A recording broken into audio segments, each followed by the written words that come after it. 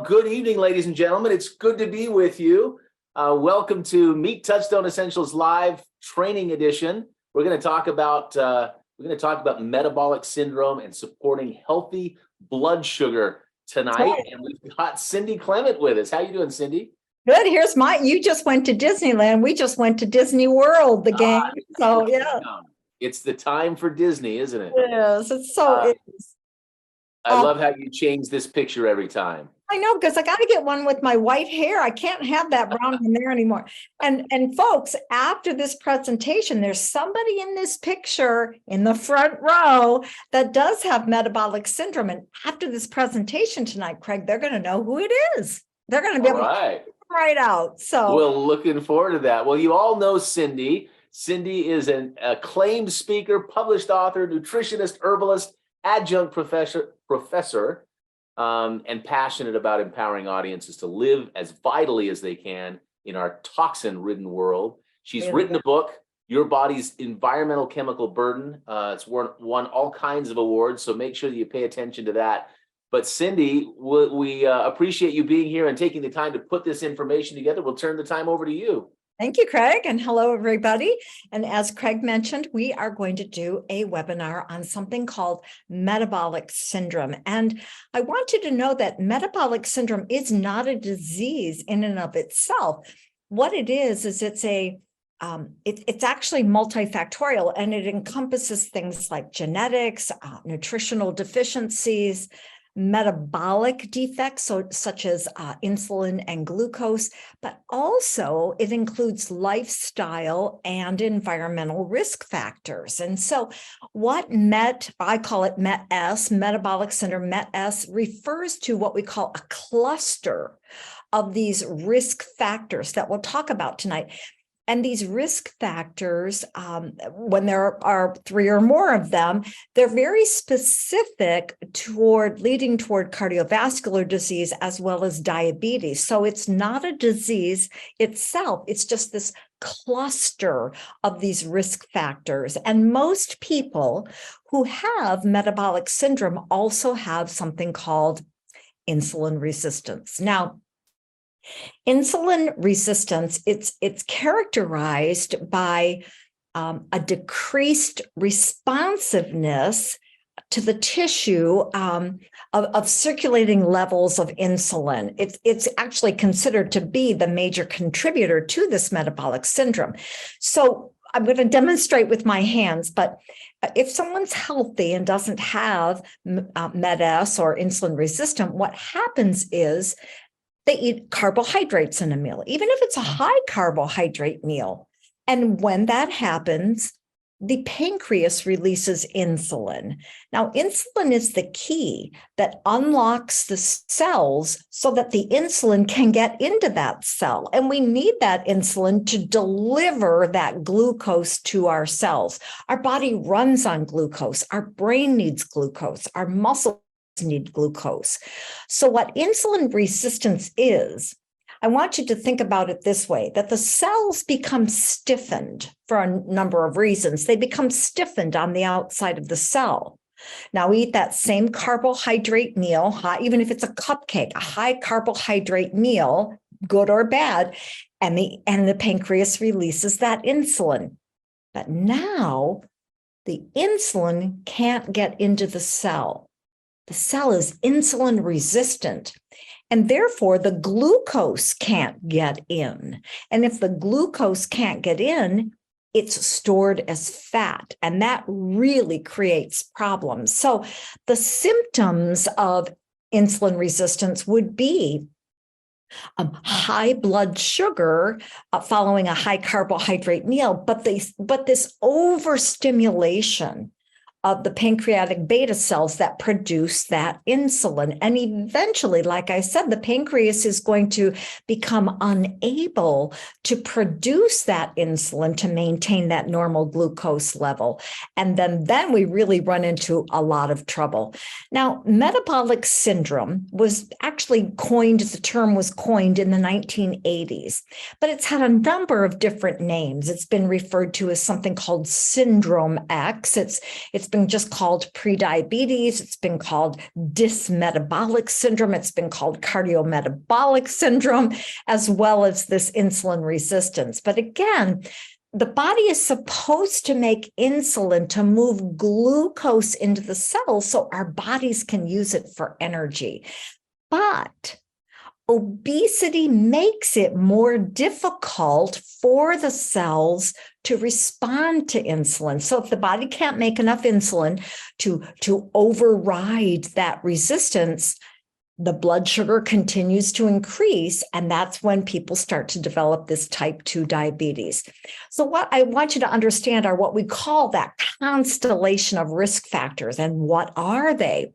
Well, first, it's elevated fasting glucose. So even when you're fasting and you haven't had that high carbohydrate meal, your glucose levels remain high. And then, of course, we have dyslipidemia. And all that means is that your cholesterol is all out of whack. Your good cholesterol is too low, the LDL is too high, and the triglycerides are too high.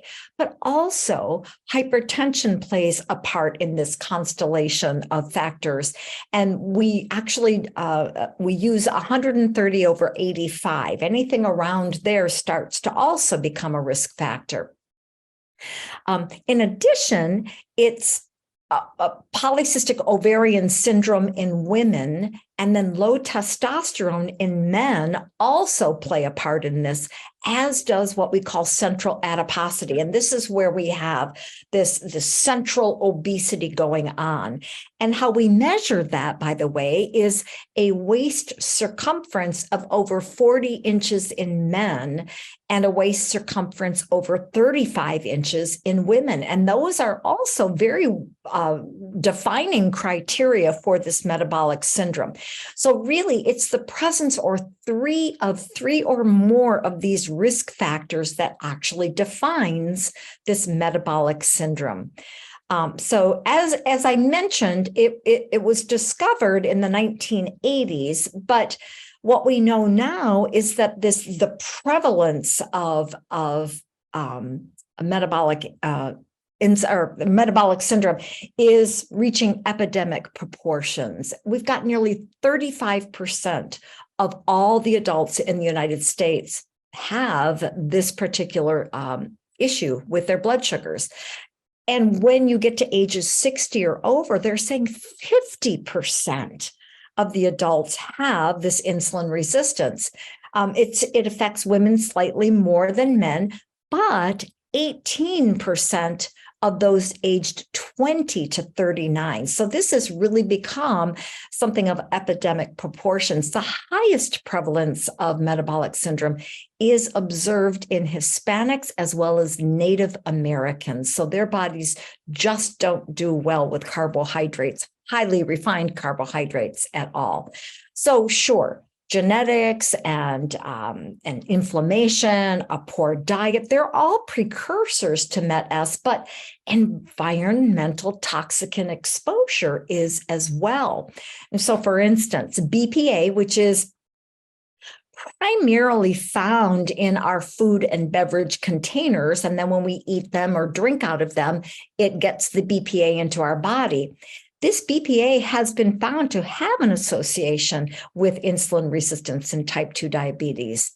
It's been used commercially since 1957, and they know that about 90% of United States residents, all the way from children, infants, and children to aged adults, 90% or more have BPA detected in their urine today. So we are bombarded with BPA. And based on these experimental studies, BPA tends to affect our endocrine glands, our hormone glands. And of course, insulin is a hormone. So BPA tends to affect our glucose metabolism as well. There are other pollutants such as air pollution or our traffic-related pollution. They too have been implicated in insulin resistance and an increased risk of mortality. But we also have those persistent organic pollutants called POPs, if you will, and they play a major role in the development of metabolic syndrome and type 2 diabetes. Now, remember, those POPs, as we call them, they're a class of compounds that have the ability to persist in the environment. So persistent organic pollutants.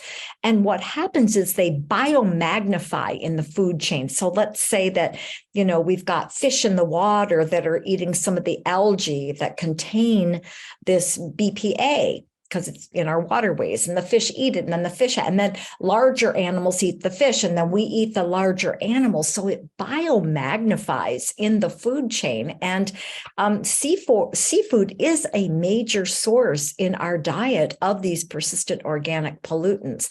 Now, because POPs they're called lipophilic, which means that they're attracted to fat.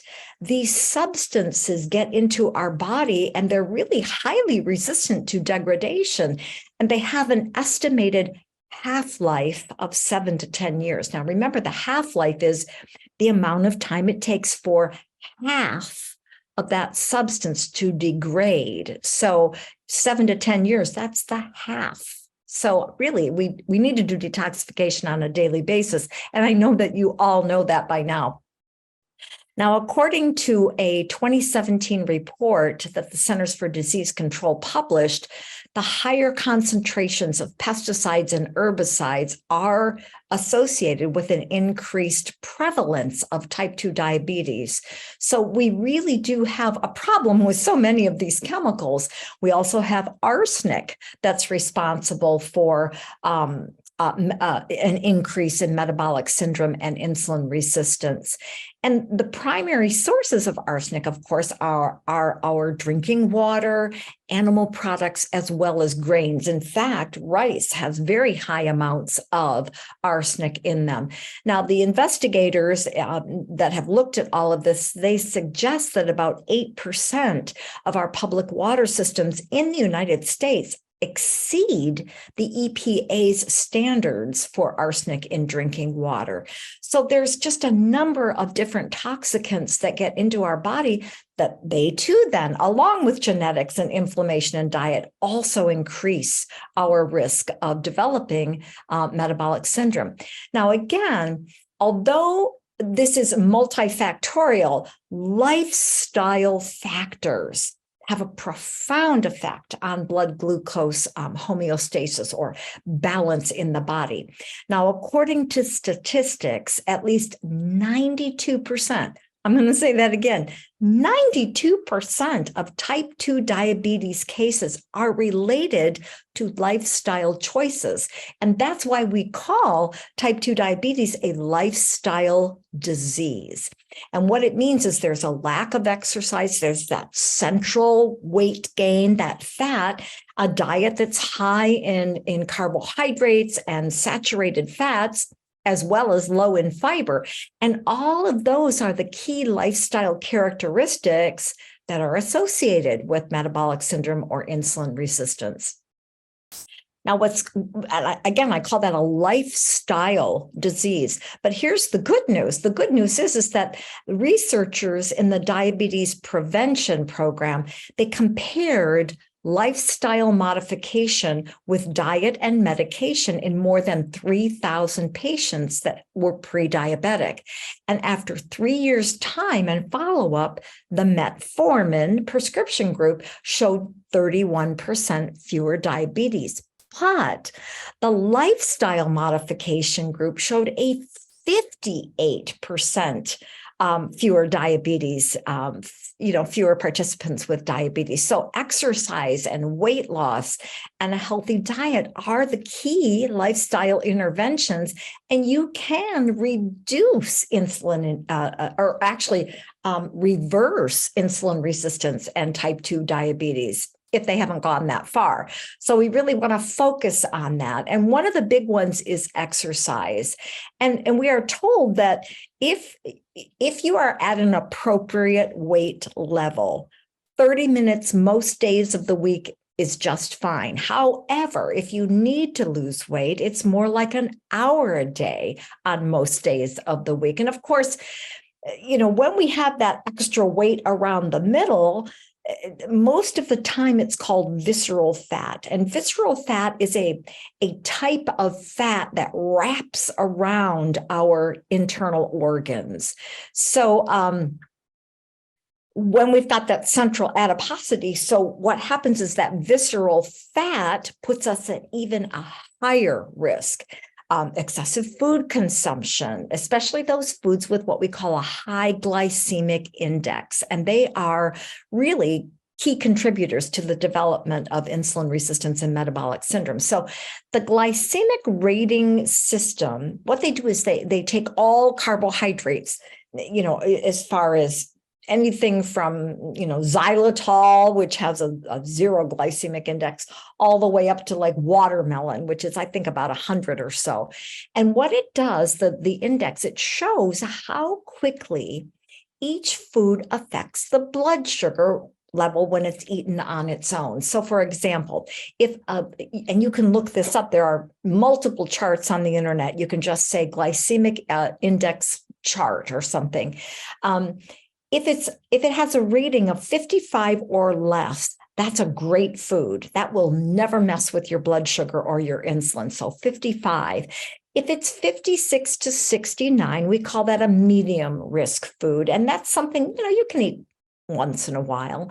But if the rating, if the GI rating, the glycemic index rating is 70 or more, those are really bad foods that we should avoid as much as possible. So just for an example, as we've mentioned before, not all carbohydrates are created equal. So think about legumes, think about pea protein. That has a glycemic index of 24. Remember, I said 55, anything below 55 or below is good. Legumes are 24, an apple is 36. But mashed potatoes have a glycemic index of 90. So you can see that foods and the way they're prepared, they all can affect the way our bodies respond health-wise. So again, the good news is increased visceral fat studies have reported that even a small percentage of weight loss, anywhere from 6 to 10%, can significantly improve insulin resistance and then reduce that risk of developing type 2 diabetes. So we've got exercise, we've got weight management, we've got a plant-based diet with low glycemic index, but we also have stress management. And what stress management does is it lowers both the cortisol level and the blood pressure. It improves our immune system and it helps reduce anxiety and depression. So relaxation techniques are really valuable because they promote the stabilization of the adrenal gland and of the pancreas, of their functioning. And of course, as we always say practically every week, the plant diets have demonstrated effectiveness in our health, not only in our body weight or in our glucose or insulin control, as well as our cardiovascular risk factors, but plant diets are useful in the prevention of this metabolic syndrome. So once again, these plant-based diets always seem to be best for our body. And I'm not telling you have to be a strict vegetarian or a vegan. It's just limiting those animal foods as much as possible. It's good for your body. It's good for our planet as well. So what I want to do now is I want to look at some of those really powerful plant foods that are very helpful for us. And we'll start with blueberries. Blueberries have demonstrated to have incredible health benefits. They are one of the highest antioxidant foods on our planet, but they also help improve our cognition, so good for our brains. They have shown reduced cardiovascular disease as well as reducing cancer risk. So preliminary research is suggesting that the antioxidants in blueberries help with that balancing of glucose and insulin in our bodies. And they did this, and this is the gold standard for studies, but it's called a double-blind, placebo-controlled, randomized trial. So even the people that are conducting the trial don't know which group the subjects are in. So this is the gold standard. What they found is that by consuming the equivalent of 2 cups, that's a lot, of fresh blueberries every day, that in and of itself helped to improve insulin resistance in individuals. So consuming blueberries have been shown to reduce our blood pressure, reduce that LDL cholesterol in people already with metabolic syndrome. So we want our blueberries. We also want milk thistle. And this is considered an important plant or herb in the treatment of liver disorders, but it also appears to be really beneficial in maintaining that normal glucose and insulin levels in our body, as well as our fat metabolism. So they've done a lot of clinical trials. And by the way, silymarin is the active component in the milk thistle, much like curcumin is the active in turmeric. So we've got these active components. Well, the silymarin has been shown to act as an insulin sensitizer. So remember when I said the cells become insulin resistant? Milk thistle, the silymarin in that becomes more of a sensitizer. So now that insulin is able to get back in again. It makes that cell more sensitive instead of resistant to that insulin. Now, green tea helps us to maintain a better body composition. Green tea is great for not just energy in the body, but also for weight management, I'll say. But it also increases thermogenesis, which again is fat burning. But it's been shown, green tea has been shown to improve our glutathione activity in the body. And this is important because glutathione, which is determined to be the master antioxidant in the body, which is made in our liver, but glutathione is involved in the detoxification of all types of toxicants. It facilitates excretion from our cells. It facilitates excretion of toxicants from our body, and it directly neutralizes chemicals. So we want that green tea, we want our milk thistle, we want our blueberries, but we also need that fiber. And fiber is that vital component in the treatment plan of insulin resistance and metabolic syndrome, because fiber helps to reduce our blood pressure. It helps to manage our cholesterol levels in a positive way, but it also modifies inflammation in the body. And when you take fiber in the foods you're eating, or if you're using it as a supplement before a meal or with a meal, it's been shown to improve the glucose levels and increase, again, that insulin sensitivity, to make the cell more sensitive and receptive to that insulin after a meal. Now, soluble fiber is the type of fiber that's frequently found in oats and legumes and all kinds of fruits and vegetables. And when your body breaks down that soluble fiber, it lowers the glycemic index of the other foods that you are eating and digesting. So having a good amount of fiber can actually offset some of the fun things you might want to eat once in a while. So you're probably wondering, well, where do I get all these good nutrients? Well, of course, blueberries are found in super green juice and in essentials. Milk thistle is in super green juice. Green tea is in super green juice. Fiber is in super green juice. And we've got, let's see what else. We've got blueberries and green tea are in essentials. We've got Boost Focus Fuel has green tea. Green Energy has green tea, green tea in it. So we've got all different ways that we can supplement these extremely important nutrients, on a daily basis and help our bodies maintain that glucose and insulin, as well as our weight in weight management. But there are also other nutrients that are really important that we want to also include in our diet. And one of them is alpha lipoic acid. And this is, again, a very potent antioxidant, and it's considered one of the important nutrients in the treatment of metabolic syndrome. When it comes to folate, which is a B vitamin, of course, research has shown that with a combination of risk factors, comes this reduced folate level. So we want to make sure that we're getting more of these B complex foods, more folate, more vitamin B12. In fact, vitamin B12 helps to improve what we call that endothelial function. And remember, the endothelium is a thin membrane that lines the inside of our hollow organs, lines the inside of our heart, lines the inside of our intestines, of our blood vessels. So to keep that endothelial tissue healthy is extremely important. When it comes to vitamin C, they know that individuals with metabolic syndrome have significantly lower levels of this nutrient. And again, it's when you don't have enough vitamin C, believe it or not, it's associated with a greater resistance to fat loss. The vitamin D, when you have MET-S or metabolic syndrome, the visceral fat in the body reduces the absorption of your vitamin D. So there are a number of different things that can either be depleted or we create more of a need of when our glucose and insulin isn't functioning properly.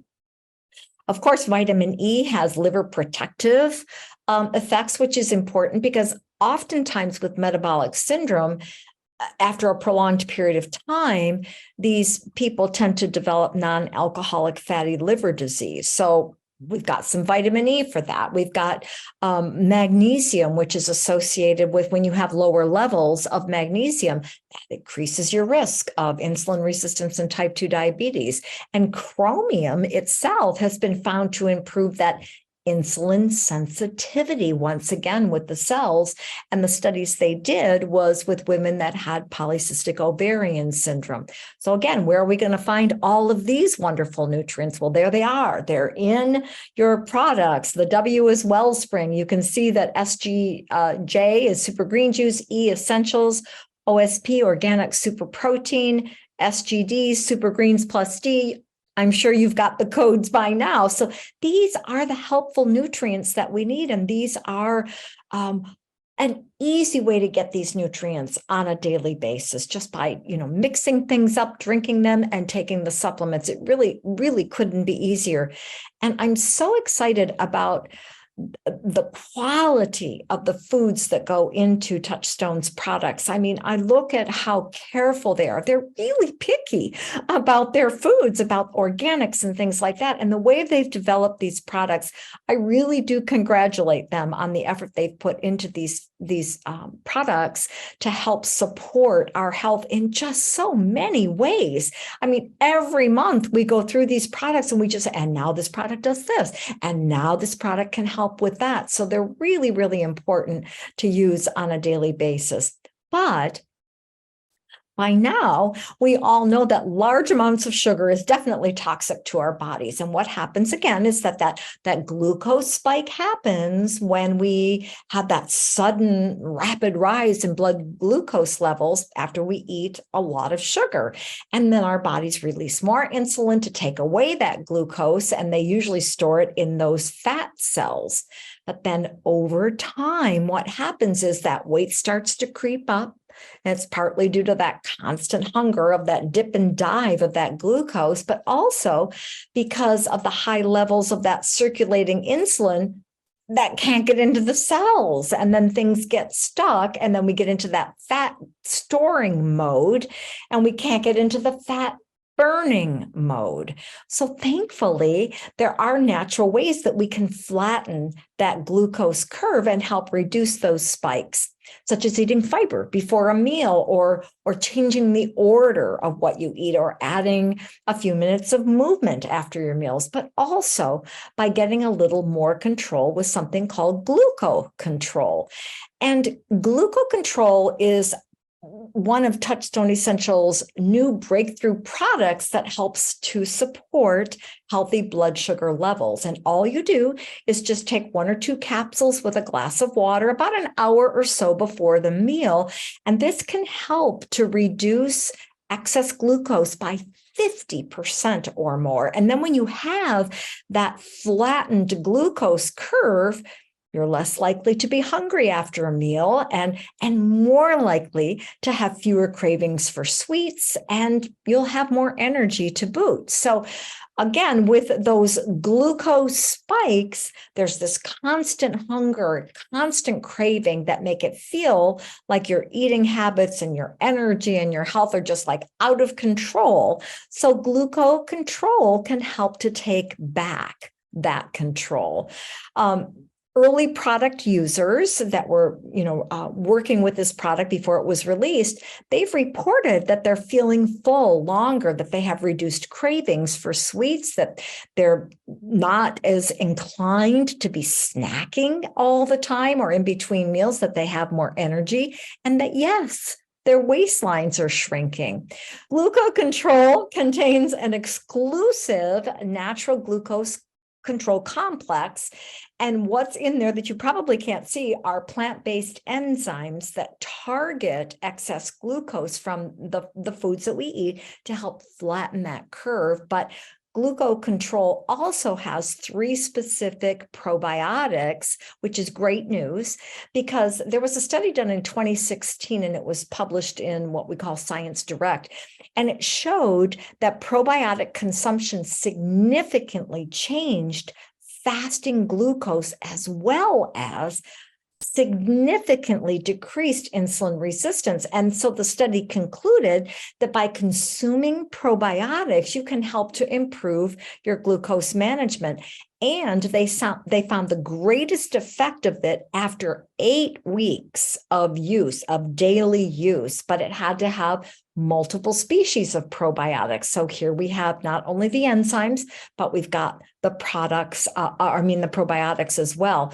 I also want to mention a couple of the other ingredients in that proprietary blend. So we have acacia gum, which helps with the glycemic response of the foods and drinks by lowering that peak glucose response. We also have chaga mushroom, which has been shown to reduce inflammation, lower blood sugar, and lower cholesterol. We have reishi mushroom in there that not only helps to boost your immune system and give you more energy, but its other benefits include decreasing blood sugar, increasing the good HDL cholesterol, and decreasing those triglycerides. So when we're using enzymes and probiotics and mushrooms and prebiotic fibers, that's really going to help with those constellation of symptoms that are found in MET-S.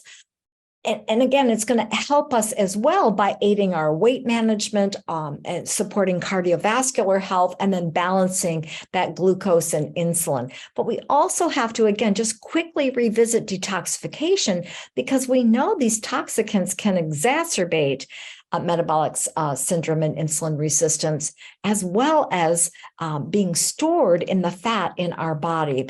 Because even in very small amounts, these toxins can, when they're stored in the fat, they make it really hard to lose weight. They can mess with our memory and our clarity. They can interfere with our immune system. They can disrupt our hormone or endocrine system. They can affect our energy levels and make us more fatigued. These toxicants can make it harder to fall asleep. They can cause poor sleep quality. So this zeolite detox pack is really going to help to remove the heavy metals and toxins, help to support our immune system, balance the body's pH, support natural energy processes in the body, as well as support a healthy digestion. Because and we've got the fulvic minerals as well. So all together, this is going to help to really detoxify. And I know this has been a lot of information tonight. So what I want to do is I want to recap. We need to exercise. If you're at a healthy weight, 30 minutes a day. And if you want to chop it up in 10 minutes at a time, go for it. It doesn't have to be all in one fell swoop. Go ahead and do it 5 minutes, 6 times a day. It doesn't matter. If you're at a level where you need to lose a little weight, it's 60 minutes a day. do it in 10-minute increments and just do it 6 times a day, or just get it all over within an hour. But we also need to maintain that healthy body weight, because we know that that central adiposity is going to affect our risk of metabolic syndrome and insulin resistant. We also want to make sure that we get more of this organic plant-based diet. We want to manage our glucose. And we can take a look at the glycemic index. We can reduce our stress. We can detoxify. And then we have to take our supplements on a daily basis and help provide those nutrients that we don't necessarily consume on a daily basis. So, folks, that concludes our presentation for tonight.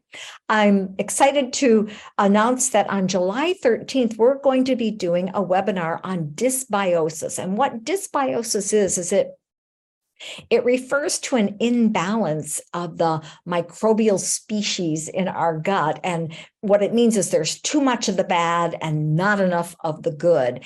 And when your body is in dysbiosis, your health can decline. So we're going to learn all about that. So I hope you tune in. Back to you, Craig. Awesome. Cindy, thank you so much. What incredible information. And I love this new Gluco Control product. It looks pretty good. I love how you tied detox in with the Gluco Control. I hadn't really thought about that, but that's fantastic information. Thank you again. And ladies and gentlemen, thank you for being here tonight. We appreciate you. We'll see you next time, July 13th, right? Yeah. All right. Take care, everybody. See you soon. Good night. Good night. Bye-bye.